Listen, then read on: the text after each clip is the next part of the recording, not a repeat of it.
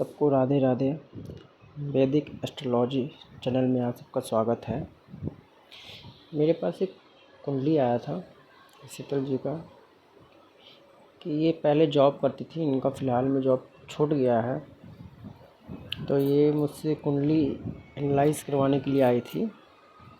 तो चलिए देखते हैं क्या रीज़न है कि इनकी कुंडली में बनती है कि जॉब छूट गया है।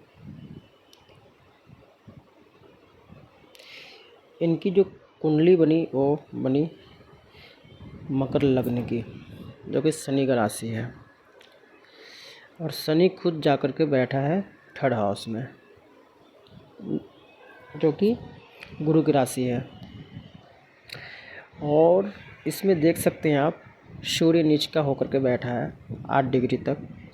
सूर्य तुला राशि में 10 डिग्री तक नीच के होते हैं। बुध यहाँ सूर्य से अस्त है, वर्गोत्तम स्थिति में है, 3 डिग्री है। बुध के पास पावर नहीं है, तो यहाँ बुध आदित्य योग भी बन गया, बट इसका लाभ नहीं मिलेगा।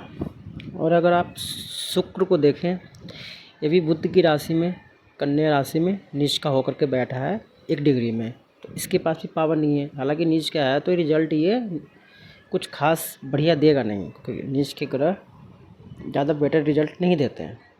और अगर आप चंद्रमा की पोजीशन देखें तो शनि के साथ बैठा है, तो इनका मन भी अशांत रहता है। मन चंचल की तरह इनका कभी एक जगह से दूसरे जगह, जैसे कहते एक काम में नहीं लगना।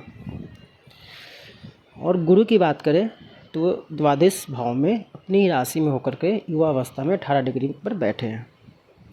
तो ये ट्रैवल भी बहुत करते हैं, इनमें भागदौड़ बनी रहती है, इंटरव्यू वगैरह देते रहते हैं, बट इनका काम हो नहीं पा रहा है। और कुछ घर का भी सुख नहीं मिल पा रहा है, पिता से भी थोड़ा सा अनबन रहती है। तो इसका रीज़न क्या है? इसका रीज़न सबसे पहले हम देखेंगे मन अशांत रहने का चंद्रमा देखेंगे। सप्तमेश होकर के जाकर के थर्ड हाउस में बैठा है, मित्र राशि है, ठीक है, बट शनि के साथ बैठा है, साथ में केतु बैठा है। उसके बाद शुक्र की बात करेंगे। शुक्र क्या है? सुख देने वाला है, लग्जरियस देता है। ये खुद जाकर के नीच भाग्य भाव में तो बैठा तो है, लेकिन नीच का है। इसकी अगर सप्तम दृष्टि की बात करें तो ये देवगुरु बृहस्पति की राशि पे, मीन राशि पे जा रहा है। तो भाग भी इनका उतना अभी साथ नहीं मिल रहा है तो भाग्य भाव में, लेकिन नीच का है। अब इसमें देखें, इनकी कुंडली अगर अच्छे से एनालाइज करें, लग्न कुंडली, तो इसमें इनका जो कुंडली है शीतल जी का, इसमें विमल विपरीत राजयोग भी आपको दिख रहा होगा। उसके बाद बुध आदित्य योग दिख रहे होंगे आपको, नीच भंग दिख रहा होगा। शुक्र कन्या राशि में होकर के बैठा है चंद्रमा से, और बुध स्वयं जाकर के कर्म भाव में बैठे हैं, तो चंद्रमा से केंद्र में बुध बैठे हैं, तो नीच राजभंग योग हो गया। उसके बाद आप देखेंगे लाभेश होकर के मंगल की 2 राशि, मेष और वृश्चिक, तो यहाँ पे सुखेश और लाभेश होकर के स्वयं जाके सूर्य के राशि में बैठे हैं अष्टम भाव में, जो कि मृत्युतुल्य कष्ट भाव में बैठे हैं।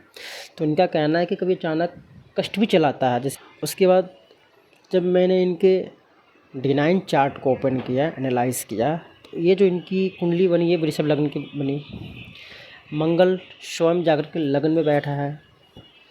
और इसमें हम शुक्र की पोजीशन देखें, क्योंकि छठा हाउस का जो लॉर्ड होता है, जो 7th हाउस और 6th हाउस होता है, वो जॉब के लिए होता है, और 7th हाउस जो होता है कुंडली का, वो बिजनेस के लिए होता है।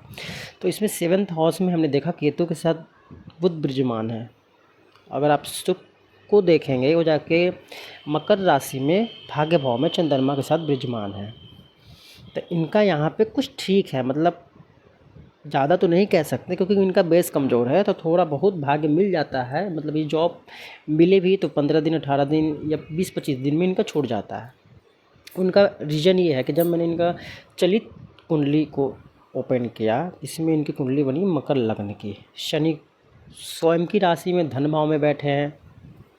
उसके बाद चंद्रमा केतु के साथ विराजमान है, और गुरु इस कुंडली में भी द्वादश भाव में बैठे हैं। तो इनके मतलब ट्रैवल बहुत ज़्यादा बने हुए हैं, एक जगह से आए नहीं कि 2-3 दिन बाद कहीं और जाना पड़ जाता है इनको, तो खर्चे बढ़े हुए हैं। अब अगर हम इसमें बुध की बात करें तो इसमें भी आप देखेंगे बुध सूर्य के साथ राहु बैठा है। राहु भाग भाव में बैठा है। राहु एक छाया ग्रह है, सर के ऊपर का हिस्सा होता है, तो ये जैसा बैठता है, जिस ग्रह के साथ बैठता है ऐसा रिजल्ट देता है।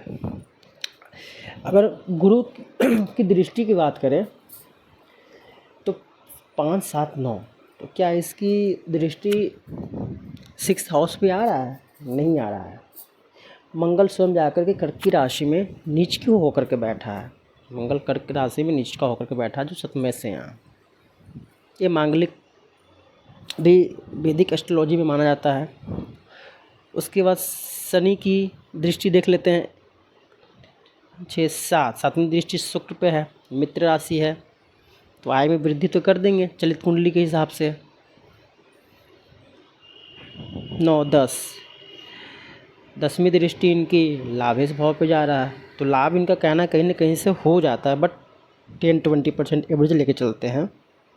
फिर जब मैं इनका दशा चेक किया कि दशा कि इनका चल रहा है, तो इनका भी जो प्रेजेंट टाइम में दशा चल रहा है वो चल रहा है शुक्र का, और शुक्र जाकर के बैठा है लग्न कुंडली में नीच के कन्या राशि में 1 डिग्री पे। 0 से 6 डिग्री तक अगर कोई ग्रह बैठा है तो बाल अवस्था में हुआ। शुक्र यहाँ बाल अवस्था में है तो, लेकिन नीच का है, भाग भाव में है। इनको जो हाउस अच्छे मिले लेकिन वो रिजल्ट नहीं दे पा रहे हैं, क्योंकि इन पे गुरु का दृष्टि है, पूर्ण दृष्टि देवगुरु बृहस्पति का है, जो 9th जो उनकी 9वीं दृष्टि होती है वो तो है। लेकिन इनका कहना है कि जॉब क्यों छूट रहा है, इनका रीज़न है कि जॉब में मन क्यों नहीं लग रहा है। लगेगा फिर तो कब तक लगेगा? तो मैं इनका एक बार गोचर चेक किया इनका कि प्रेजेंट टाइम में गोचर क्या है। मैंने जब इनका गोचर को एनालाइज किया तो गोचर कुंडली भी इनका कुछ खास मुझे ठीक दिखा नहीं। उसका रीज़न यहाँ है कि आप देख सकते हैं, इसमें भी मकर लग्न की कुंडली है। शनि रेट्रोग्रेड होकर के अपनी शो राशि में धन भाव में बैठे हैं। राहु बृहस्पति देवगुरु बृहस्पति की राशि में है। मंगल गुरु यहाँ वृषभ राशि में आप देख सकते हैं पंचमेश होकर के बैठे हैं, तो ज्ञान तो है इनके पास, ये इंटरव्यू क्लियर भी कर लेते हैं। गुरु भी हैं, धार्मिक बातें भी करते हैं। उसके बाद जब बुध और चंद्रमा शुक्र की बात करें तो एक इनको तीनों को खराब भाव मिला है। इनका मन अशांत रहने का कारण है चंद्रमा, क्योंकि चंद्रमा मन का कारक होता है। वो यहाँ पे गोचर कुंडली में खराब भाव में बैठा है सिंह राशि में।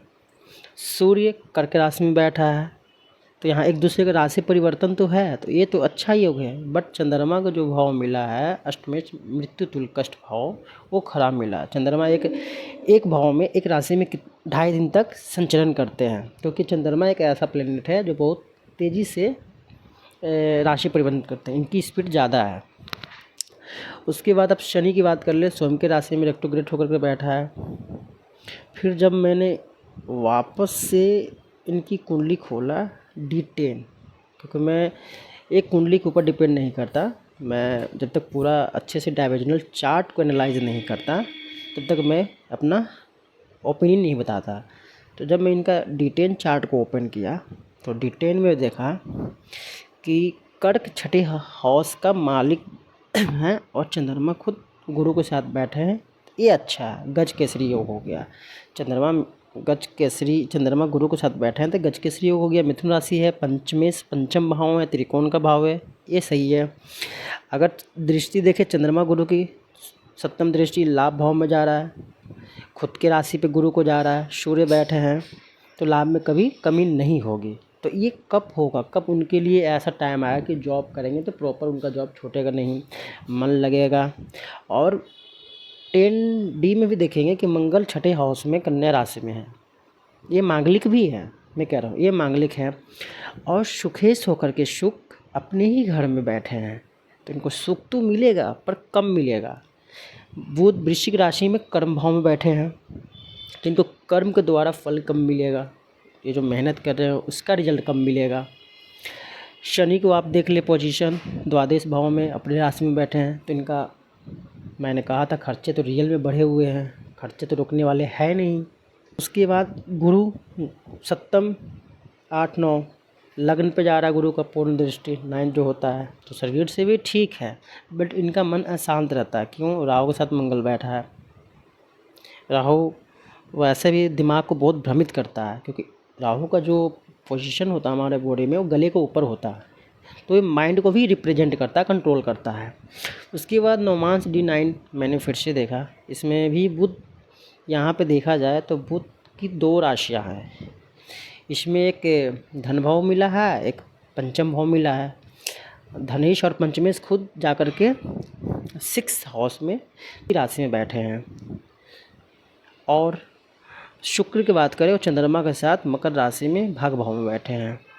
तो इनका जो क्वेश्चन था कि मैं प्रॉपर सेटल कब तक हो पाऊँगी, इनका प्रॉपर सेटलमेंट का क्वेश्चन था कि मन अशांत जो है वो मतलब कब मैं अपने कैरियर को लेकर के मतलब पॉजिटिव रहूँगी। तो मैंने जब एक बार दशा इनका फिर से ओपन किया और शुक्र के दशा चल रहा था, शुक्र नीच राशि में है, तो मैंने शुक्र का अंतर में देखा, शुक्र की दशा में राहु का अंतर चल रहा है। मैंने फिर से इसे और अच्छे से डीप जाने की कोशिश किया, क्योंकि मैं जब तक पूरा डीप नहीं जाता हूँ मैं अपना ओपिनियन नहीं देता किसी को। ये देखिए, शुक्र में गुरु का अंतर आएगा, बुध का प्रत्यंतर आएगा। तो मैंने जो उनको डेट बताया था, अभी प्रेजेंट टाइम में वो डेट आने वाला है, आई थिंक अगस्त ही चल रहा है, ये 11 अगस्त 2024। ये जो डेट मैंने उनको बताया कि आप 24/10 तक कहीं ना कहीं सेटल हो जाओगे। ये 24/10/2024 है, कहीं 100% श्योरिटी के साथ सेटल हो जाओगे। उसके बाद मैंने एक चीज़ और इनको एक रेमेडीज़ बताया था, उपाय बताया था करने के लिए कि आप ये करो, बेनिफिट मिलेगा। तो अगर आप लोग भी अपना कुंडली विश्लेषण करवाना चाहते हो तो डिस्क्रिप्शन में मैंने अपना नंबर दे रखा है, आप मुझसे कंसल्ट कर सकते हो। धन्यवाद।